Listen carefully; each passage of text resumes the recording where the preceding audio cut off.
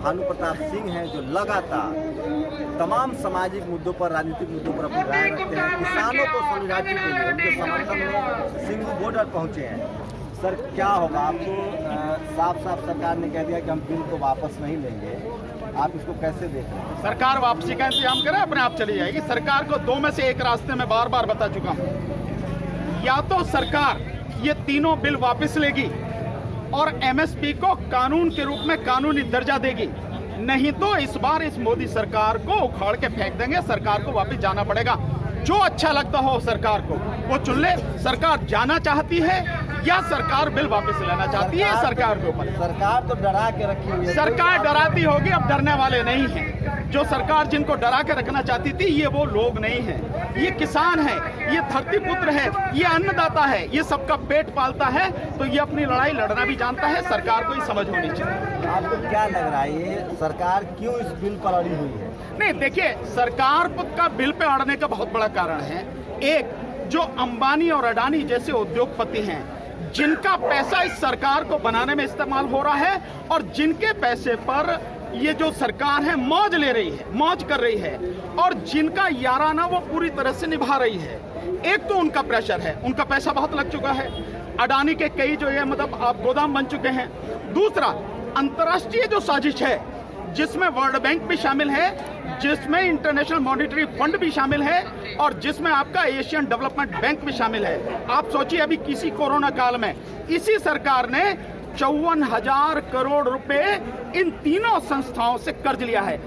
पूछेगा कोई, बताएगा कोई कि क्यों लिया है? क्या मोदी जी बता पाएंगे कि ये 54,000 करोड़ रुपए आपने क्यों लिया है, किस बात के लिए लिया है, किस प्रेशर में आके लिया है? तो जो अंतर्राष्ट्रीय संस्थाएं आपको कर्ज देंगी, वो अपनी शर्तें भी साथ में रखेंगी। इन्हीं शर्तों की वजह से 1991 में खुली व्यवस्था की बात की गई थी, खुली अर्थव्यवस्था होगी, और वो खुली हुई अर्थव्यवस्था होते होते आज ये है स्थिति कि एक जगह बची थी वो किसान की खेती, आज उसको भी पूरी तरह से अपनी ग्रिप में लेना चाहते हैं। तो ये एक बड़ी जबरदस्त साजिश है। इस बिल में है कि किसान कोर्ट नहीं जा सकता।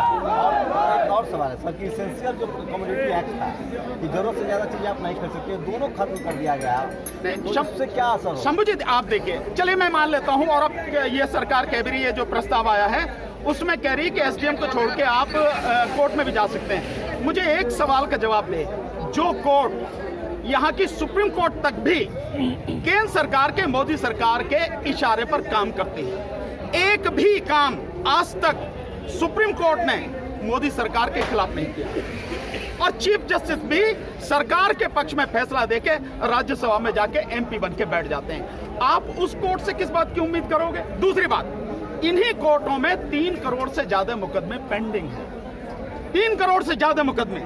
और इसके अलावा और आपको बता देता हूं, उसके अलावा समझो कि सुप्रीम कोर्ट और देश की जो 24 हाई कोर्ट है, उनमें 1 लाख से ज्यादा मुकदमे वो हैं जो कंटेम्प्ट ऑफ कोर्ट के हैं। और कंटेम्प्ट ऑफ कोर्ट भी कौन सी?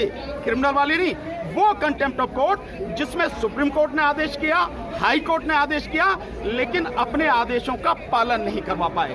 तो जो अदालतें अपने आदेशों का पालन नहीं करवा पा रही, जिनमें 3 करोड़ से ज्यादा मुकदमे पेंडिंग हैं, वो अदालतें हमें न्याय देंगी, किसान को। और किसान अपनी पैदावार के लिए, अपने पैसे के लिए किसान अदालत में जाएगा। शर्म नहीं आती है सरकार को?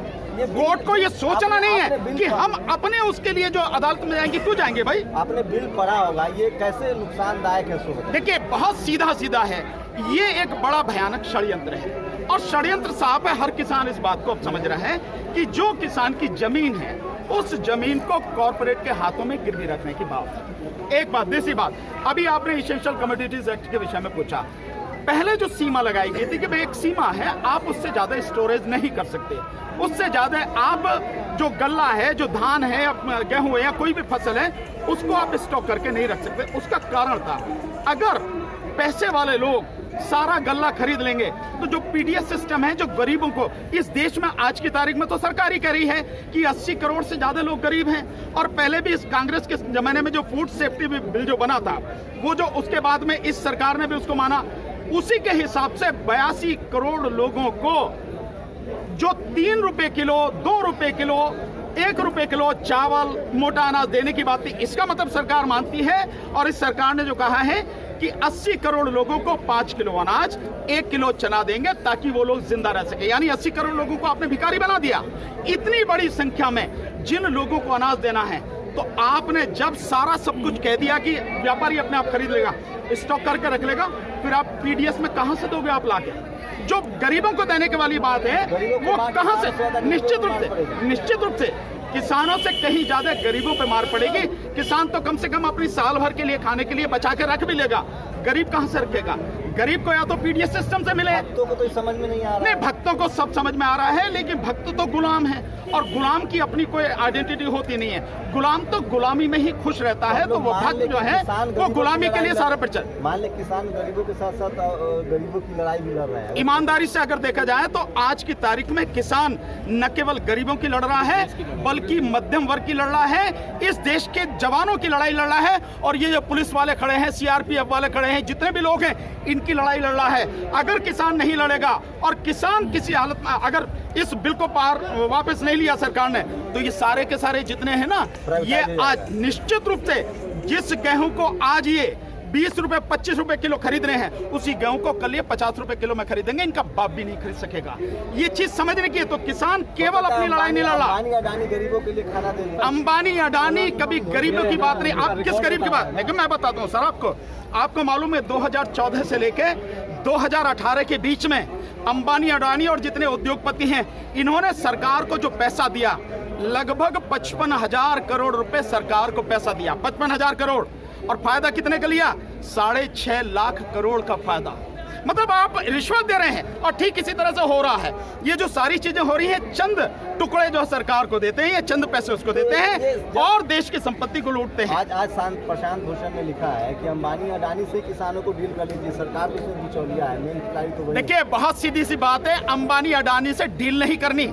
लेकिन मुझे बहुत पहली बार खुशी हो रही है इस बात की, जो बात मैं 1 साल पहले कहता था कि जियो का, रिलायंस का, अंबानी अडानी का बहिष्कार करो। आपको ध्यान है, आप लोगों ने कवर किया जब सीए एनआरसी का आंदोलन चल रहा था, मैंने लगातार कहा था इनका बहिष्कार करो, पूरी तरह से इनका बहिष्कार हो जाएगा, इनकी दुकानों पर ताले लग जाएंगे, सरकार अपने आप ठिकाने आ जाएगी। कल पहली बार किसानों ने जो है रिलायंस का, अंबानी और अडानी का, जियो का बहिष्कार शुरू किया है। और यही एक चीज है, इनके जितने भी प्रोडक्ट हैं, अंबानी की जितने भी, रिलायंस के जितने भी पेट्रोल पंप है, डीजल में ये जो पंप है, सब पे ताला लगना चाहिए। जितने रिटेल्स के 100 रुपए पाएंगे। आप लोग जातियों में और धर्म में बटे हैं, मुसलमान अलग आज के यहाँ ये सब किसानों को लोग किसान के साथ कहाँ गरीब आदमी नहीं, ऐसा नहीं। आप जाके देखिए। ये तो आप मीडिया वाले बांट रहे हैं। आप शंभू जी आप किसान पूछ रहे भाई किसान चुनो या कुर्सी चुनो। मोदी जी को हम ये कहना चाहते हैं कि किसान की तरफ से किसान चुनो या गरीब कहाँ कुर्सी चुनो। हम लोग शंभू जी मेरी बात छोड़िए। आप शंभू जी आप जाइए, आपका चैनल तो बहुत अच्छी तरह से कवर करता है। आप जाके देखिए, सबसे पूछिए, सबकी जातियां पूछिए, हर जाति का व्यक्ति मिलेगा यहाँ पे, हर धर्म का व्यक्ति मिलेगा आपको यहाँ पर, गरीब मिलेगा यहाँ पे, मजदूर मिलेगा आपको यहाँ पर, अमीर भी किसान मिलेगा और गरीब भी किसान मिलेगा। कितना गरीब हर कोई आंदोलन में आप जाके देखिए ना सारे। आप पूछिए, यही खड़े हैं जो इनसे पूछो ना, ये पूछे इनसे पूछो कितने गरीब किसान है सभी। आम आदमी साथ दे रहा है आंदोलन में। मैं जिला जमुनानगर का वाइस प्रेसिडेंट हूँ। मेरे साथ 20 बिना जमीन वाले किसान आ रहे। हाँ, आ रहे गरीब लोग आ रहे हैं। मैं आसाम से आया हूँ इस किसान आंदोलन को साथ देने के लिए। अब ये ना बोले कि सिर्फ पंजाब का है, ये हरियाणा का है। ये मैं मीडिया वाला कह रहा है। नहीं तो मीडिया वाले को हम चेतावनी देना चाहते हैं कि हिंदू मुसलमान की उसमें बांटने की कोशिश न करें। ये किसान की लड़ाई, देश की लड़ाई है।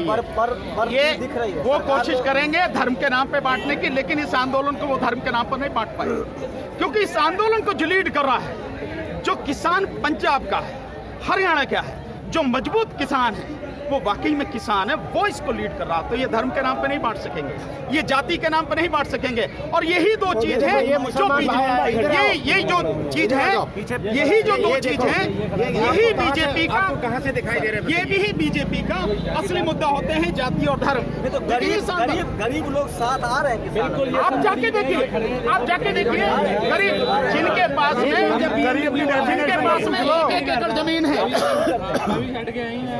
तो ऐसे देखिए जो आंकड़े हैं वो आंकड़े बताते हैं कि आज किसान की खेत से फसल लेके जैसे ही व्यापारी अपने गोदाम में रख लेता है, तुरंत उस फसल की कीमत 110% बढ़ जाती है। यानी कि जो चीज आप खरीद रहे हैं 100 रुपए में, वो 220 रुपए में जाके वो बेचेगा। आज की तारीख में ये है। दूसरा उदाहरण के तौर पर यकीन मानिए, अगर मोदी जी की बात मान या प्राइवेट कंपनी को बेचे, किसान या कुर्सी, लेकिन आम लोग, जो नौकरी पेशा लोग हैं, जो मिडिल क्लास लोग हैं, उनकी हैसियत नहीं रहेगी कि वो अंबानी अडानी के मॉल से खाना खरीद सकें। लड़ाई में किसानों को, और आप